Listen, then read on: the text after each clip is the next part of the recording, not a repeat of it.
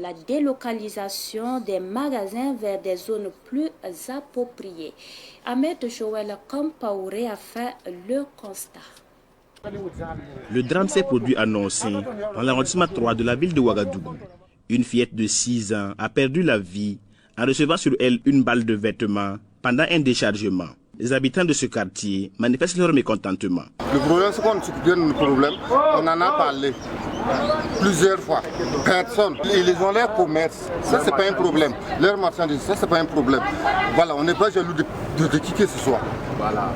Mais nous, nos enfants, nos frères, on n'est pas d'accord qu'on les tue par une manière bizarre. Ce qui se passe ici, c'est pas bon.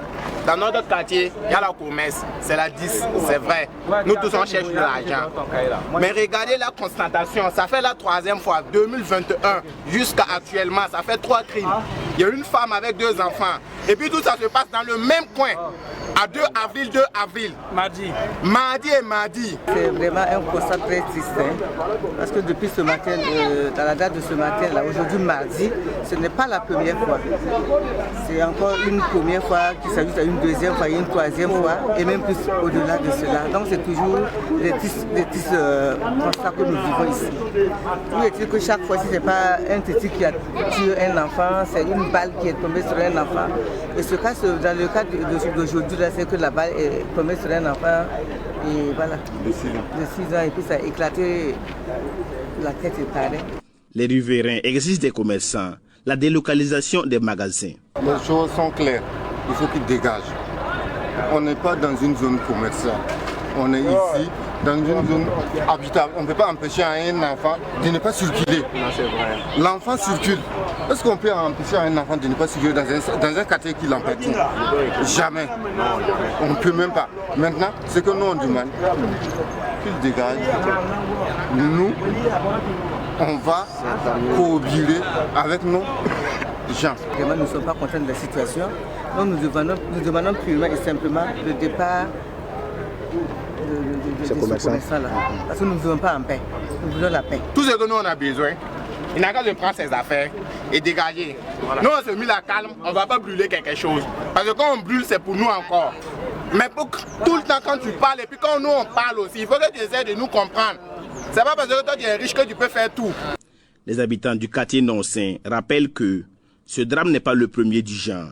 Il s'agit du 3e décès lié à la présence des magasins dans le quartier, selon leur dire. Si vous tombez sur des informations faisant état de vente aux enchères à la douane et cela sur des réseaux sociaux, attention, cela peut s'agir d'informations pondues par des arnaqueurs. C'est l'alerte du directeur général des douanes, Adama Ilboudo. Accompagnés de proches collaborateurs, ils étaient dans les locaux de Savane Média ce matin. Le point avec Yacouba Kiamtori. Le directeur général de la douane, Adama Ilboudo, et ses collaborateurs à Savane Média. Cette visite de courtoisie entre dans le cadre du partenariat entre les deux institutions. Elle vise aussi à rendre hommage au personnel du groupe Savane Média pour son professionnalisme dans le traitement de l'information. C'est de rendre hommage et de féliciter un partenaire stratégique. Au sein de l'Organisation mondiale des douanes, chaque année, le 26 janvier est consacré à la Journée internationale des douanes. Et pour chaque année, il y a un thème. Le thème de cette année, c'est comment les douanes du monde entier mobilisent leurs partenaires historiques et nouveaux pour atteindre des objectifs. Et dans ce sens, nous avons estimé que des médias comme Savane sont des partenaires stratégiques pour la douane au regard de tout ce qu'on a mené ensemble dans le passé. On attend de Savane toujours l'information juste et constructive concernant la douane. Nous aider justement à ce que notre image qu'on tente de redorer puisse évoluer de tout pour le tout. C'est vraiment ça. Nous accompagner dans nos missions régaliennes, de mobilisation de recettes, de sensibilisation de la population face à un certain nombre de fléaux, par exemple. C'est vraiment ça le sens de notre démarche. Adama Ilboudo a profité de cette visite de courtoisie pour démentir les rumeurs qui circulent sur les réseaux sociaux faisant cas de vente aux enchères à la Direction générale de la douane. On a tenté de démentir sur notre page Facebook, Mais je pense que vous pouvez également nous aider justement à démentir ces fausses rumeurs-là, qui sont des arnaques au fait. Et malheureusement, beaucoup de nos citoyens se sont laissés prendre dans le piège, ils ont même envoyé de l'argent, tandis que ce n'est pas le mode opératoire de la douane. Nous organisons, c'est vrai, des ventes aux enchères, mais c'est en toute transparence, les affichages sont faits au niveau des bureaux, il y a des communiqués officiels selon les formes administratives.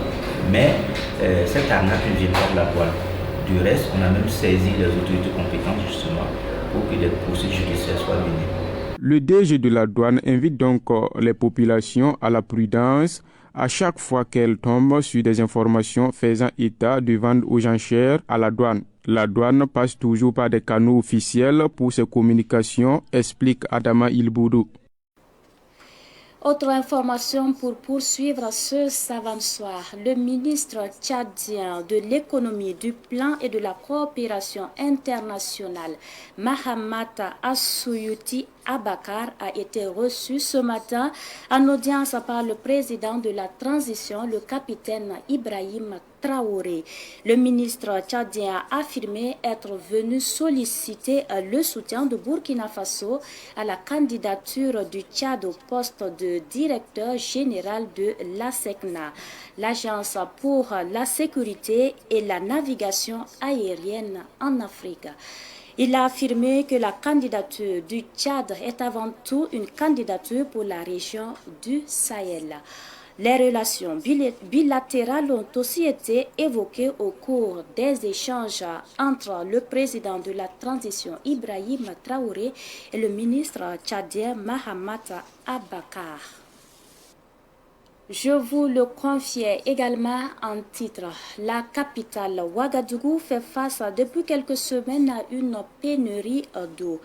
Depuis le début de la saison chaude, les 2,5 millions d'habitants de la ville de Ouagadougou peinent à trouver de l'eau. Plusieurs quartiers restent des jours durant sans eau. Ketoura Semporé a fait le constat hier dans la ville de Ouagadougou. Au niveau de cette borne fontaine, une file de bidons vides à perte de vue, certainement laissés par les propriétaires pour revenir un peu plus tard chercher de l'eau. Il n'y a pas d'eau. Avant, l'eau était disponible parfois pendant la nuit. Maintenant même, ça ne vient plus. J'ai guetté l'eau toute la nuit sans gain de cause. Pourtant, les factures d'eau ne manquent pas. Quand on n'a pas l'argent pour payer, ils menacent de couper le compteur. S'ils coupent, qu'allons-nous faire? Nous demandons aux autorités de nous venir en aide.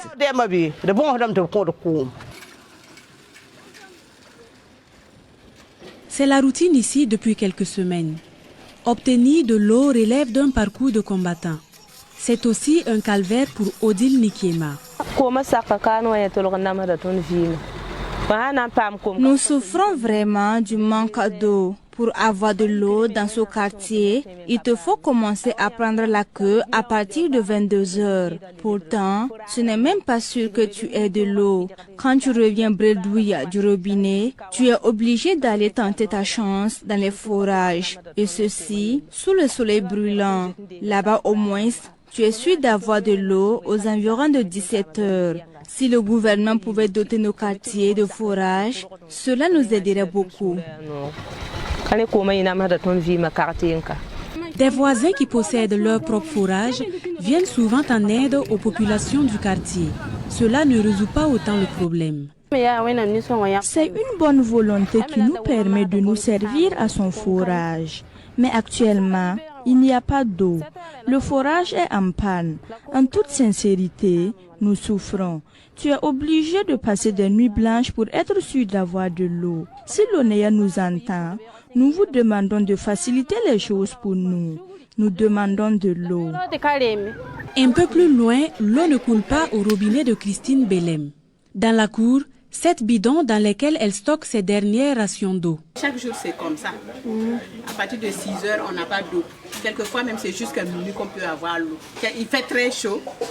Quelquefois, tu as besoin d'un peu d'eau seulement pour te rafraîchir. Il n'y a rien. Donc, c'est vraiment compliqué. Pour l'eau, là, en tout cas, c'est pas simple. On ne sait pas c'est quel problème, mais on subit. J'ai enlevé un peu. Voilà, j'ai 7 bidons de 20 litres. Donc c'est avec ça que moi je fais la provision. Donc pour qu'on se douche, on se lève très tôt pour pouvoir se doucher et puis conserver ça, au moins pour les travaux du soir. Sinon, parce que quelquefois le soir, même à 17h, il n'y a pas d'eau. Donc il faut attendre quelquefois jusqu'à 22h, quelquefois même à 3h du matin pour avoir l'eau. Donc vraiment, s'ils peuvent voir ce côté-là.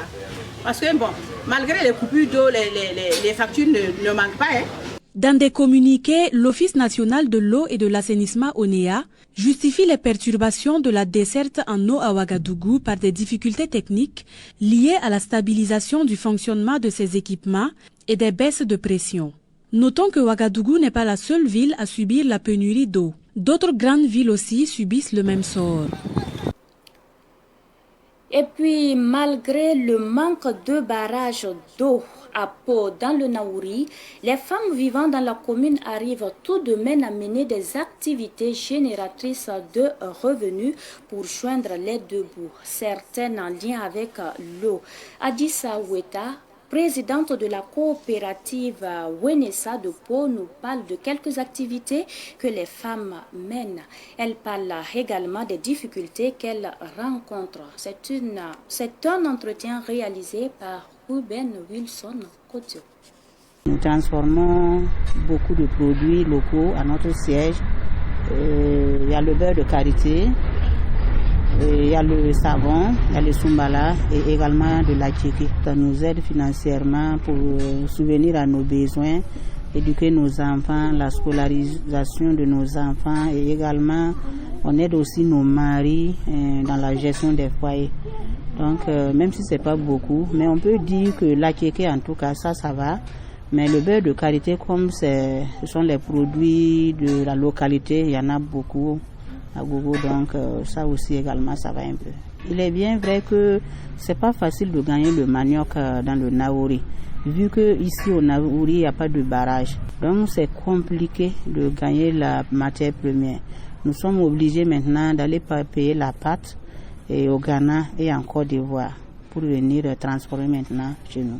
Donc je crois que s'il y a un appel à lancer, c'est de permettre à la coopérative d'évoluer un peu plus parce qu'il y a un manque de broyeurs. C'est pour cela qu'il y a quelques producteurs qui produisent le manioc dans les jardins, même nous n'avons pas de matériel adéquat pour prendre le produit en même temps et puis transformer. Donc si on peut avoir le broyeur plus le petit matériel et également si il y a un appel vraiment qui nous tient à cœur, c'est le barrage dans le Naouri, qui peut contribuer à beaucoup de choses. Non pas pour l'agriculture seulement, mais également ça va occuper les jeunes, parce que nous connaissons ce que nous vivons actuellement, la crise sécuritaire. Donc il va occuper les jeunes pour qu'ils ne soient pas un peu déraillés dans ce que vous connaissez. Tout autre sujet pour poursuivre plus de 3 millions de francs CFA. C'est le montant remis aux membres du bureau du lycée mixte de Gunga à l'occasion des 50 ans d'existence de l'école. Une somme mobilisée par les anciens élèves du lycée dans le cadre d'une opération dénommée Une brique mon lycée. Les anciens élèves entendent participer ainsi à la construction de murs de l'école. La remise du don a eu lieu hier et c'était en présence de Madinatou Ouedraogo. Nous sommes dans le quartier Goungien de Ouagadougou où est situé le lycée mixte de Goungien. Construit dans les années 70, la clôture a été détruite par l'effet de l'homme. Pour réhabiliter cette clôture, les anciens élèves ont fait parler leur cœur. On a été formés tous par le lycée mixte de Goungien. On a connu nos premiers jours de collège ici. Le lycée mixte nous a fait hommes. Le lycée mixte nous a fait responsables. On a participé un temps soit peu à la construction de ce pays-là, à plusieurs postes de l'administration, même si aujourd'hui on est à la retraite. Donc entendre parler d'un projet comme Ma brique, mon lycée, qui a été lancé par l'administration du lycée et resté silencieux, est quand même problématique pour nous. Voilà. On a été tous donc sensibles et honorés de pouvoir participer à ce projet-là. Plusieurs activités sont prévues pour la célébration des cinquantenaires du lycée, selon le coordonnateur général des activités. Nous avons un projet ambitieux. Alors c'est un projet qui est à la fois donc, infrastructurel, parce que nous voulons construire une infrastructure qui va donc préserver la sécurité de nos élèves et des enseignants, à savoir la reconstruction de la clôture qui va coûter autour de 50 millions. Alors notre projet est également aussi éducatif parce qu'il y aura donc dans le cadre donc, des 3 jours 16, 17, 18, il y aura des activités donc, éducatives, des activités de rencontre entre donc, les anciennes promotions et aussi entre les anciennes promotions et les élèves actuels. Des attestations de reconnaissance ont été remises aux anciens élèves du lycée mixte de Gounguen au cours de la remise du don. Et puis l'actualité internationale avant de refermer cette édition au Sénégal. Le nouveau Premier ministre est connu depuis hier. Il s'agit d'Ousmane Sonko. Il a été nommé par le président de la République, Bassirou Diomaye Faye, par décret lu à la télévision nationale publique. Une nomination qui est intervenue quelques heures après l'investiture du président Bassirou Diomaye Faye en tant que 5e président du Sénégal.